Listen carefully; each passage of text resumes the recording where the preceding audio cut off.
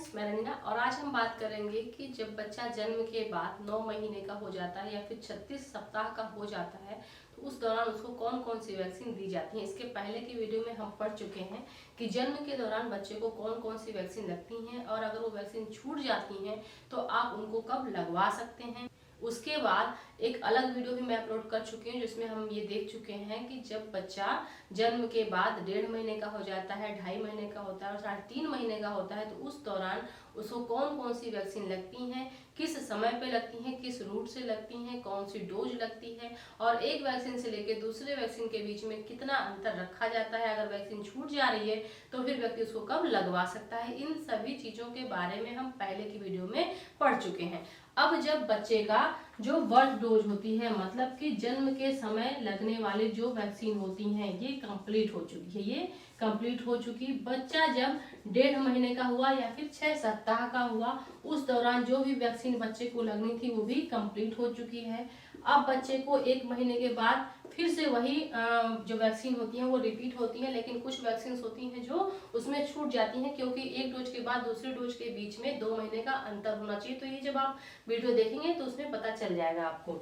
तो बच्चे को जन्म के समय वैक्सीन लगी, उसके बाद अगली डेट बच्चे की ड्यू कौन सी होती है, जब बच्चा 1.5 महीने का होता है। उसके बाद अगली ड्यू होती है जब बच्चा 2.5 महीने का हो जाता है, तो 2.5 महीने का वैक्सीन उसको लग गया। अब अगली ड्यू बच्चे की होती है जब बच्चा 3.5 महीने का होता है। अब 3.5 महीने में कौन कौन सी वैक्सीन लगनी है वो भी बच्चे को मान लीजिए लग गई। तो अब अगला ड्यू बच्चे का कौन सा होगा, जब बच्चा 9 महीने का हो जाएगा, उस दौरान अब उसको वैक्सीन लगेगी। तो उस दौरान कौन कौन सी वैक्सीन बच्चे को लगती है, इसी के बारे में आज हम बात करेंगे। अगर वो वैक्सीन छूट जा रही है तो आप उसको कब तक अपने बच्चे को दिलवा सकते हैं। तो जब बच्चा 9 महीने का होता है तो 4 वैक्सीन होती हैं जो बच्चे को दी जाती हैं। लड़की हो या फिर लड़का हो, सभी को ये वैक्सीन लगती हैं। तो सबसे पहले हम बात करेंगे विटामिन ए की।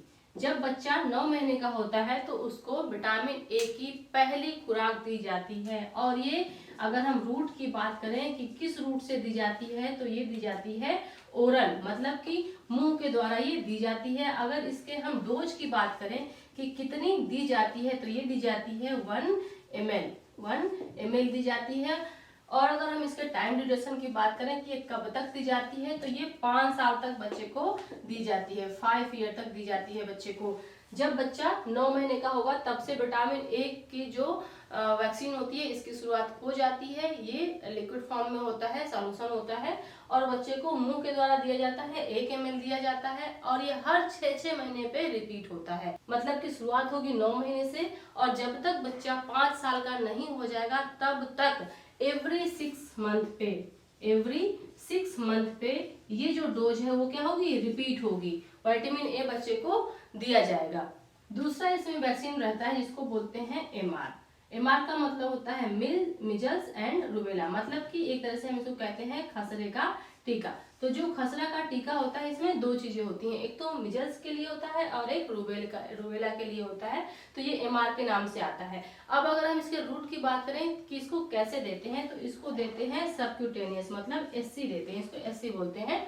तो ये सबक्यूटेनियस देते हैं। अब ये कहाँ पे देते हैं ये भी हमको जानना जरूरी है, मतलब कि इसकी क्या साइट होती है। अगर हम साइट की बात करें तो इसकी साइट होती है राइट अपर आर्म। ये राइट अपर आर्म में दिया जाता है, मतलब कि यहाँ पे दिया जाता है। एक और वैक्सीन होती है जिसको राइट अपर आर्म में दिया जाता है।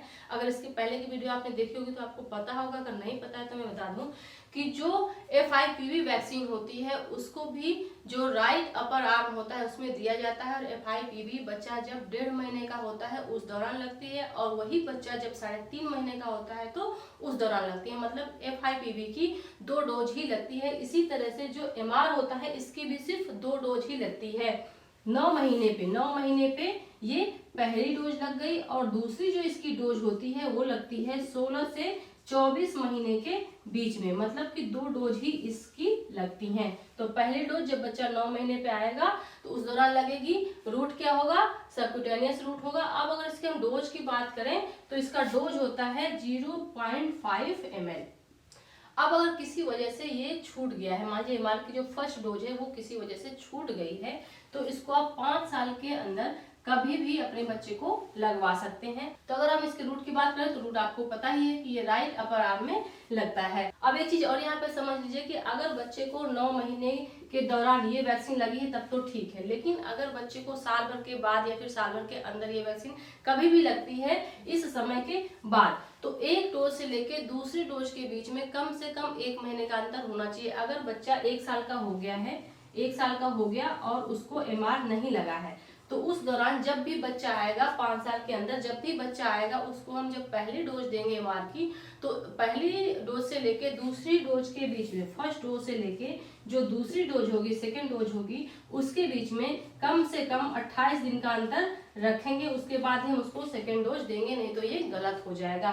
तो याद रखिए कि जो एमआर है इसकी 2 डोज बच्चे को दी जाती है। उसके बाद इसमें थर्ड वैक्सीन आती है जिसको हम बोलते हैं PCV booster, PCV booster dose. अब जो पीसीवी की हम बात कर रहे हैं, पीसीवी बूस्टर डोज क्यों कहा जा रहा है, क्योंकि इसकी 2 डोज पहले ही बच्चे को लग चुकी है। कब लगी है, अगर पहले की वीडियो आप देखेंगे तो आपको क्लियर हो जाएगा। तो पीसीवी की जो पहली डोज होती है वो बच्चे को लगती है 1.5 महीने पे, और दूसरी जो डोज होती है बच्चे को लगती है 3.5 महीने पे। इस दौरान पीसीवी और एफआईपीवी ये दोनों दी जाते हैं। तो पीसीवी की जो बूस्टर डोज है बच्चे ने पहली बार ले ली कब, जब बच्चा 1.5 महीने का था, और दूसरी डोज उसने ली जब बच्चा 3.5 महीने का हुआ। 2.5 महीने पे डोज नहीं दी जाती है। और इसकी जो बूस्टर डोज है कब लगेगी, जब बच्चा 9 महीने का होगा। बूस्टर डोज लगेगी किस रूट से लगेगी, ये आईएम लगेगा, और इसकी डोज कितनी होगी, 0.5 ml ही होगी। और अगर ये छूट गया तो 1 साल के अंदर इसको कंप्लीट किया जा सकता है। मतलब कि अगर 9 महीने पे बच्चा आया और उसको पीसीवी किसी वजह से नहीं लगा तो फिर हम उसको कभी भी लगवा सकते हैं 1 साल के अंदर में। तो 1 साल इसका टाइम ड्यूरेशन हुआ। अगर इसके हम साइट की बात करें तो इसका साइट होता है राइट लेग, राइट लेग में ये लगता है। तो इसको आसानी से आप याद भी कर सकते हैं कि जो एमआर का है वो कहाँ पे लग रहा है, राइट अपर आर्म में लग रहा है, और जो पीसीवी बूस्टर है वो कहाँ पे लग रहा है, राइट लेग में लग रहा है। तो इसके पहले की वीडियो में हम इसके बारे में डिस्कशन कर चुके हैं, इसलिए मैं बार बार कह रही हूँ कि आप उस वीडियो को देख लीजिएगा, इससे आपको क्लियर हो जाएगा। तो अब 3 वैक्सीन तो यहाँ पे कंप्लीट हो गई। अब जो चौथी वैक्सीन है उसको क्या बोलते हैं, इसको बोलते हैं जेई, जिसका फुल फॉर्म होता है जापानीज इंसेफ्लाइटिस। तो ये कहाँ पे दी जाती है, ये सबक्यूटेनियस देते हैं। इसको भी कैसे देते हैं, सबक्यूटेनियस देते हैं। सबक्यूटेनियस क्या है, ये रूट है, इसकी मैंने अलग से वीडियो बना रखी है, इसको भी आप चाहे तो देख सकते हैं। ये सबक्यूटेनियस दिया जाता है। अगर हम इसके साइट की बात करें तो अब यहाँ पे देखिए, राइट अपर आर्म में एमआर लग चुका है, राइट लेग में पीसीबी लग चुका है। तो अब कौन सी साइड बच रही है, पैर में जो हमारा बायां पैर है मतलब लेफ्ट लेग है वो बच रहा है।